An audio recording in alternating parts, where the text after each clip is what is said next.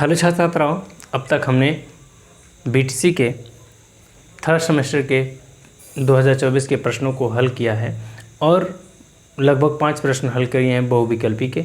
अब बारी है 6वें प्रश्न की, जो अति लघुत्तरीय प्रश्न है।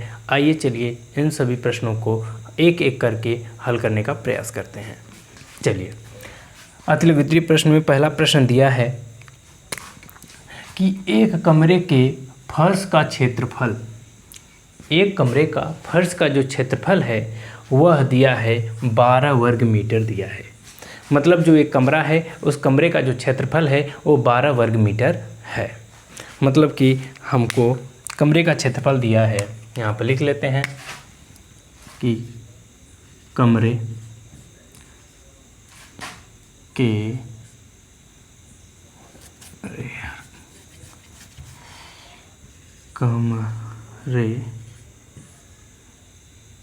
का क्षेत्रफल,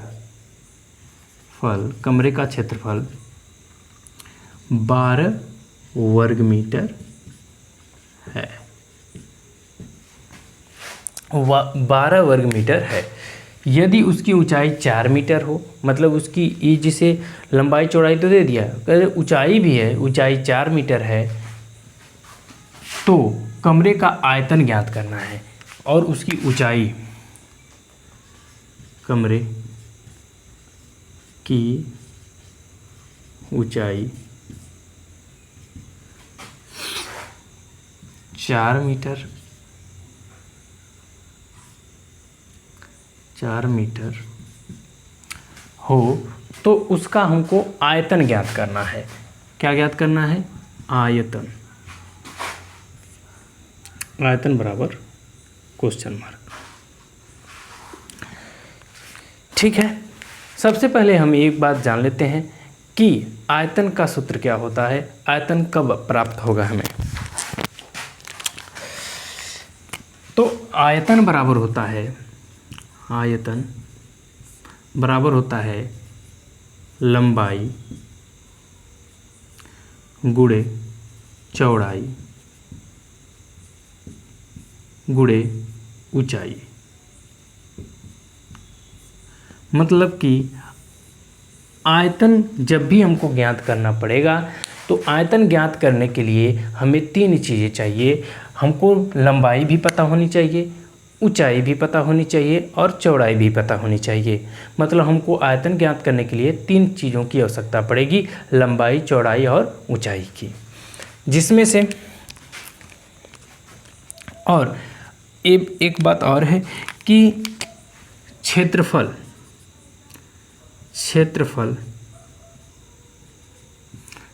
बराबर होता है लंबाई गुणे चौड़ाई। क्षेत्रफल का अर्थ होता है लंबाई गुणे चौड़ाई। तब और हमें ज्ञात करना है आयतन, तो हम यह भी कर सकते हैं कि लंबाई गुणे चौड़ाई यहाँ पर दे दिया है और ऊंचाई हमको पता ही है, तो आयतन आराम से हम ज्ञात कर पाएंगे। तो यहाँ पे लिखेंगे, तब कमरे का आयतन क्या होगा? लंबाई गुणे चौड़ाई, मतलब कि यहाँ पर 12, और ऊंचाई जो हमको पहले से बता दिया गया है कि ऊंचाई कितनी है, 4 है। तब अगला 12 के 12, 12 दूनी 24, 12 तें 36, 12 चौक 48 होता है। तो अब यहाँ पर हमें गुणा करने पर 48 प्राप्त हुआ। तो यहाँ पर घन नहीं, यहाँ पर वर्ग मीटर था, लेकिन यहाँ पर लिखेंगे घन मीटर, क्योंकि आयतन को हम घन मीटर में ही मापते हैं। आयतन को हम किस में नापते हैं? घन मीटर में ही मापते हैं। अर्थात जो है कमरे का आयतन कितना होगा? 48 घन मीटर होगा। अर्थात कमरे का आयतन आयतन 48 घन मीटर होगा। मतलब कि कमरे का जो आयतन है वह कितना होगा, 48 घन मीटर आयतन होगा। चलिए हम अगले सवाल की तरफ चलते हैं और अगले सवाल को समझते हैं कि वह क्या कहता है।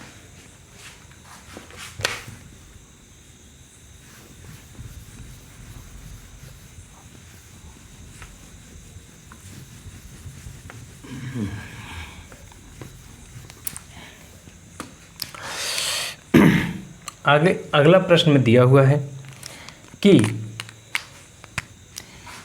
12y² माइनस वाई माइनस 1 का गुणनखंड ज्ञात कीजिए। मतलब गुणनखंड कीजिए, गुणनखंड कीजिए मतलब गुणनखंड ज्ञात करना है, उसको खंडित करना है, तोड़ना है। तब हमारे पास प्रश्न दिया है, क्या दिया है कि 12y² माइनस वाई माइनस 1। देखिए गुणनखंड जब भी हल किया जाता है, द्विघाती गुणनखंड को जब भी हल किया जाता है तो पहले वाले पद का अंतिम वाले पद में जो अचर होता है उसका गुणा होता है। तो सबसे पहले हम लोग इस पहले वाले में अचर में क्या दिया है, 12 दिया है, और 12 का गुणा हम 1 में करेंगे तो हमारे पास प्राप्त संख्या क्या हो जाएगी, 12 हो जाएगी। और 12 हमें लिखना नहीं है, अपने दिमाग में रखना है कि हमें इसका गुणा करने पर 12 प्राप्त हुआ है। और अगले पड़ाव में हमें यह भी ध्यान देना है कि जब पहले हमने क्या किया कि सर्वप्रथम हमने क्या किया कि प्रथम पद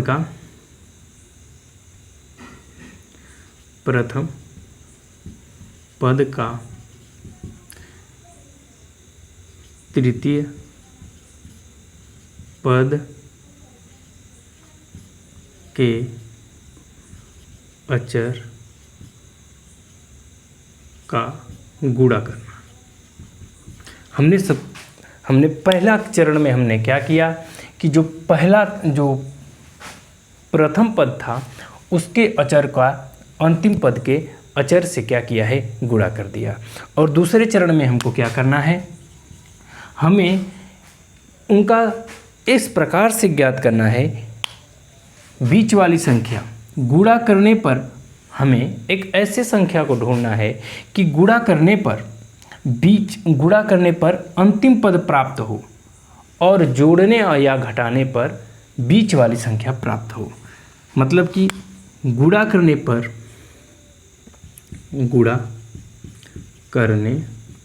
पर अंतिम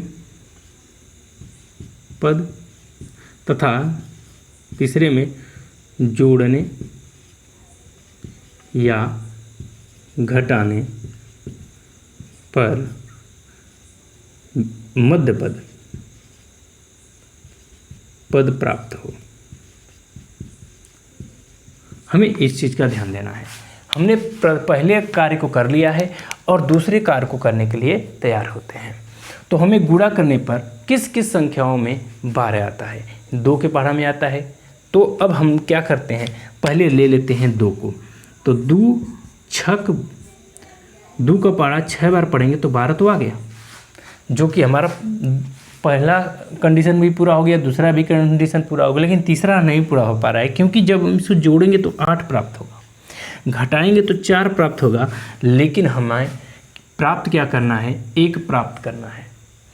तो हमें यह दूसरा वाला जो हमने, अब अगले पद में चलेंगे, 3 का गुणा 4 में करेंगे तो 3 चौक को 12 आता है। तो 12 तो प्राप्त हो गया, लेकिन जोड़ने या घटाने पर भी तो देखें तो 3 में अगर हम 4 को जोड़ेंगे तो 7 हो गया, लेकिन अगर 4 में से अगर 3 को घटा देंगे तो हमारा 1 प्राप्त होगा, जो कि हमें चाहिए।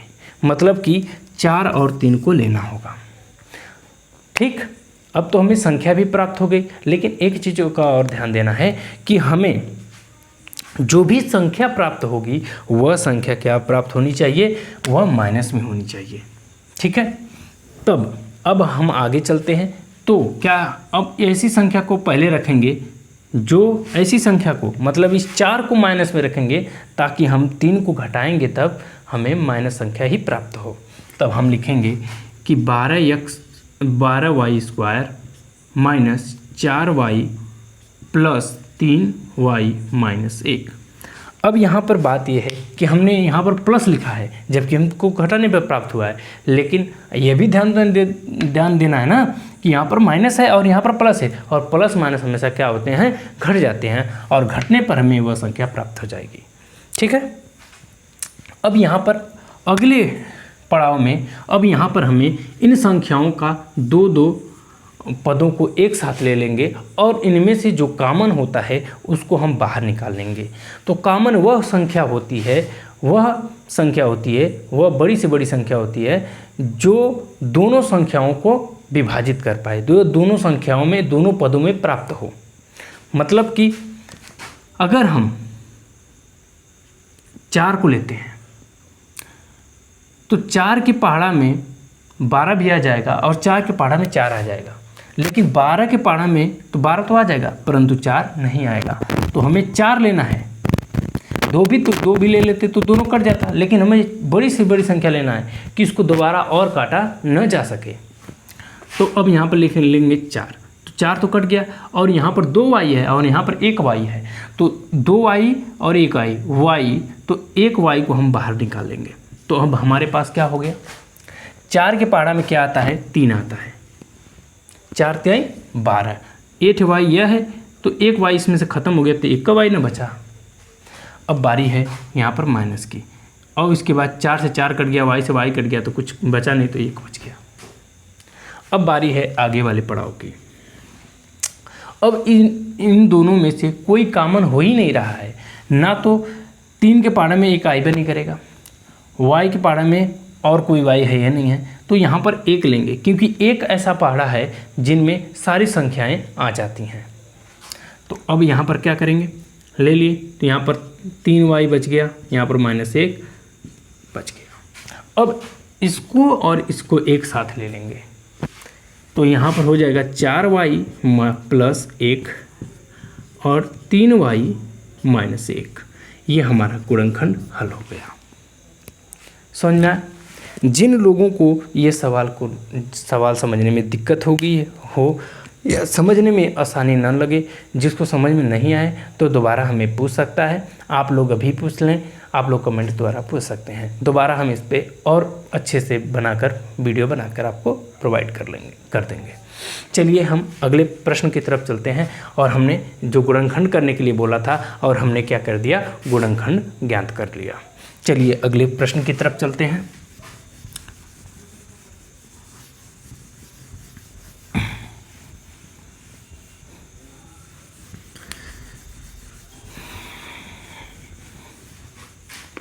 अगला प्रश्न कहता है कि log a 2 के पावर x प्लस 3 बराबर log a 64। तो x जो यहाँ पर लिखा हुआ है, x का मान ज्ञात कीजिए। हमें यहाँ पर x का मान ज्ञात करना है। देखिए, कोई भी सवाल हो जिसमें जिस प्रकार से आप हल कर सके, जिस प्रकार से आप सक्षम हैं, उसी प्रकार से इस सवाल को हल करने का प्रयास करेंगे। तो चलिए हम लोग इस सवाल को अलग से इसको उतारते हैं और हल करने का प्रयास करते हैं।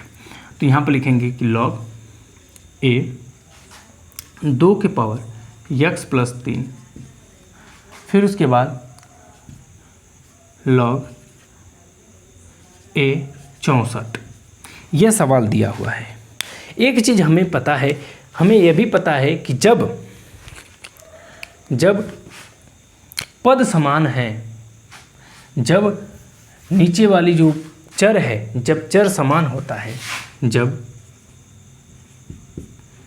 चर समान होता है तो उनकी घात भी क्या होती है, समान होती है। ठीक है, हमें यह पता है कि जब उनकी जो है चर समान रहेंगे तो उनकी घातें स्वतः समान रहेंगी, हमेशा ही समान होंगी। हम देखते हैं कि यहाँ पर log लिखा है, यहाँ पर भी log लिखा है, यहाँ पर a लिखा है, यहाँ पर a लिखा है।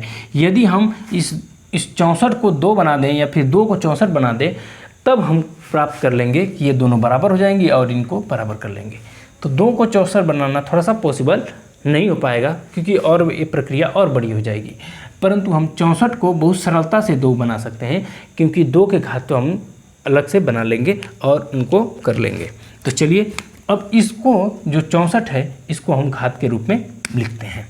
लिखने के लिए हम सबसे पहले इस 64 को 2 के घात के रूप में बनाने के लिए पहले हम क्या करते हैं, अभाज्य गुणनखंड कर लेते हैं। तो 64/2 लिखते हैं।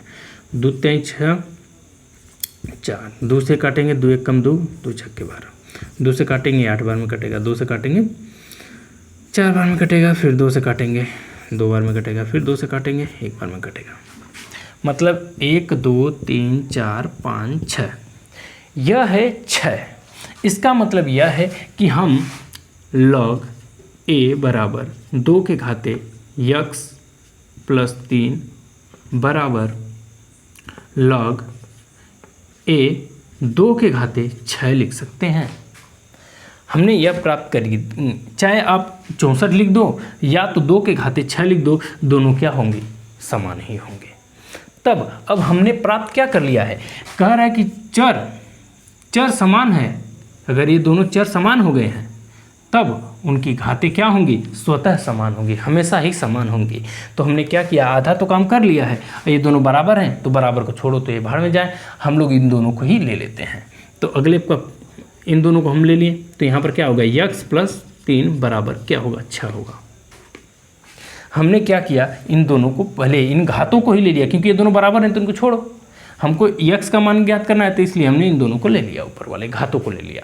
तो घात को ले लिए तो यहाँ पर आ गया x और यहाँ पर 6 - 3 हो गया, क्योंकि ये जब प्लस जब बराबर की इधर जाता है तो माइनस हो जाता है, और माइनस जब जाता है तो प्लस हो जाता है, गुणा जब जाता है तो भाग हो जाती है, और भाग जाता है तो गुणा हो जाता है। तो अब यहाँ पर क्या है, घट गया। तो यहाँ पर x बराबर क्या आ गया, 3 आ गया। मतलब कि जो यहाँ पर जो पूछा है हमें, जो हमें प्राप्त करना था कि x का मान बताइए, log 64 है, मतलब log a 2 के घाते x + 3 बराबर log a 64 है। तो x का मान ज्ञात कीजिए। तो मतलब जो हमको x का मान पूछा था वो x का मान हमने प्राप्त कर लिया। क्या है, वह x का मान 3 है। समझ में आया? चलिए हम अगले प्रश्न की तरफ चलते हैं और आगे भी इन सभी चीज़ों को हल करते चलते हैं। चलिए अब हम अगले प्रश्न की तरफ चलते हैं। 9वां प्रश्न दिया है कि यदि समुच्चय a बराबर 2 3 4 5 है, मतलब कि जो समुच्चय दिया हुआ है, एक समुच्चय दिया है कि a बराबर 2 3 4 5 दिया है। अगला और दिया है कि और b बराबर 4 5 6 8 दिया है, और b बराबर 4 5 6 8 दिया है। तो हमें a इंटरसेक्शन b का मान ज्ञात करना है। हमें क्या ज्ञात करना है कि a इंटरसेक्शन b बराबर ज्ञात करना है। तो सबसे पहले इंटरसेक्शन किसे कहते हैं? इंटरसेक्शन उसे कहते हैं कि जो समुच्चय a और समुच्चय b दोनों में जो संख्याएं मिल रही हैं, वही वो संख्याएं मिलती हैं, उन्हीं को हम कहते हैं कि वो समुच्चय का मतलब इंटरसेक्शन संख्याएं हैं। अगर हमें इन संख्याओं में से ज्ञात करना रहेगा तो हम सबसे पहले क्या करेंगे, जो संख्याएं a और b दोनों में मिलती हैं उन्हीं को हमको लिखना रहेगा। तो अब यहाँ पर हम क्या करेंगे कि a इंटरसेक्शन ज्ञात करने के लिए a इंटरसेक्शन b बराबर a का मान क्या दिया है, 4 5 6, अरे यार वो तो b का मान न दिया है, 2 3 4 5। फिर उसके बाद इंटरसेक्शन का चिन्ह, फिर लिखेंगे b बराबर, b का मान क्या दिया है, 4 5 6 8। अब हमें क्या करना है, इस इंटरसेक्शन का चिन्ह का मतलब यह है कि जो ए और बी दोनों में मिलता है उसी को सिर्फ लिखना है और किसी और को नहीं लिखना है। तो चलिए हम यहाँ पर क्या करते हैं, तो जो मिलता है उसको लिखते हैं। 2 देखते हैं कि 2 यहाँ पर है, 2 यहाँ पर है, नहीं है, मतलब हमको 2 को नहीं लिखना है। 3 यहाँ पर है, 3 यहाँ पर देखें, नहीं है, 3 को भी निकलें। और देखो यहाँ पर 4 है, यहाँ पर भी 4 है, मतलब कि यहाँ पर 4 को लिख देना है। अब यहाँ पर आगे 5 है, यहाँ पर भी 5 है, तो यहाँ पर 5 को भी लिख देना है। ठीक है, 5 को भी लिख देना है। और आगे देखें 6 है, तो यहाँ पर 6 है नहीं। 8 है, 8 यहाँ पर भी नहीं है, तो यहाँ पर हमें प्राप्त संख्या क्या हुई है, 4 और 5 है। मतलब यहाँ पर हमने समुच्चय ए और समुच्चय बी का इंटरसेक्शन जब प्राप्त किए हैं तो हमें इंटरसेक्शन प्राप्त हुआ है 4 और 5। इसी प्रकार से हम किसी भी संख्याओं को, किसी भी समुच्चय का हम जब भी ज्ञात करेंगे तो इसी प्रकार से इंटरसेक्शंस को ज्ञात करेंगे। चलिए ठीक है, अगले प्रश्न की तरफ चलते हैं।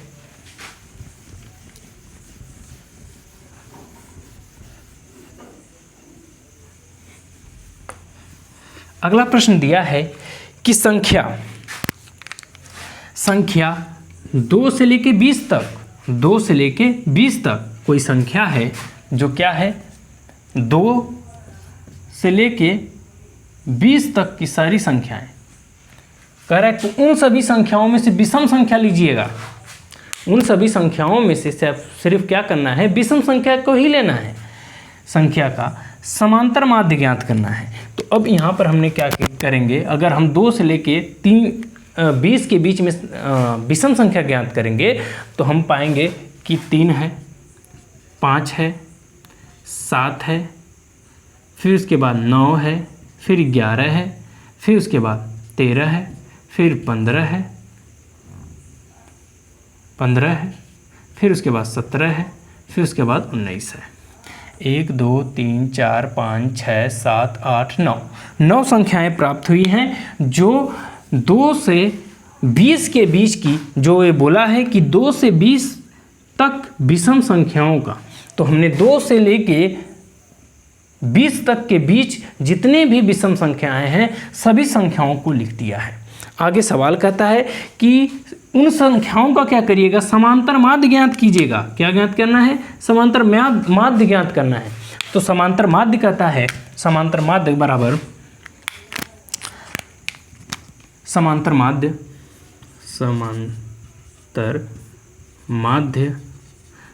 माध्य बराबर क्या होता है कि सभी संख्याओं का योग, सभी संख्याओं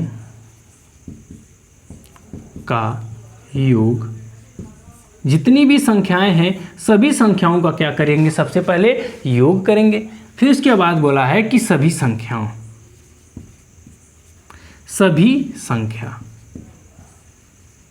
मतलब ये सभी संख्याएं कितनी हैं, वो सभी उनको लिखना है।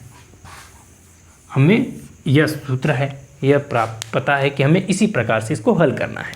तो चलिए आगे देखिए, अब हम इसी सूत्र पे ही हम क्या करते हैं, हल कर देते हैं, रख देते हैं कि समांतर माध्य बराबर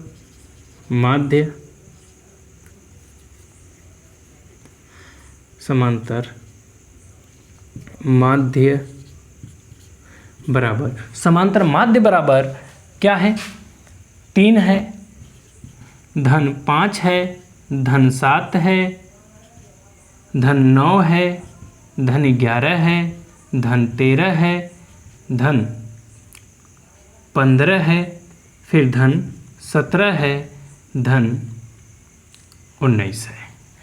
बटे में कुल संख्या, और हमने कुल संख्या ज्ञात किया था तो ये सारी संख्याएं कितनी थी, 9 थी। अब चलिए इन सभी संख्याओं को क्या करते हैं, जोड़ लेते हैं। तो जब जोड़ेंगे तो हम प्राप्त पाएंगे क्या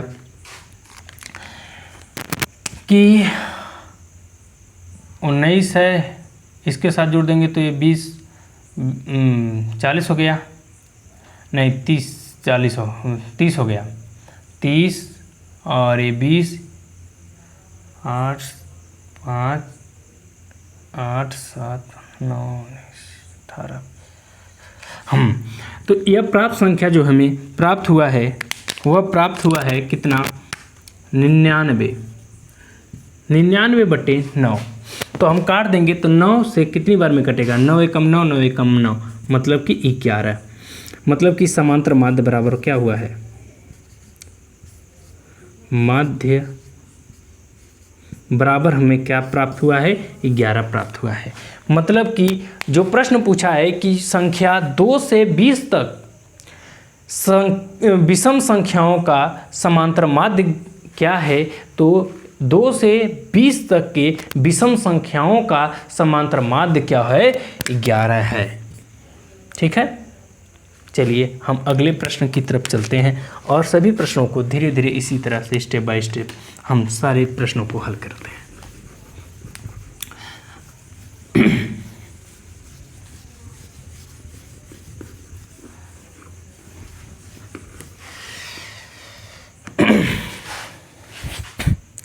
लिखा है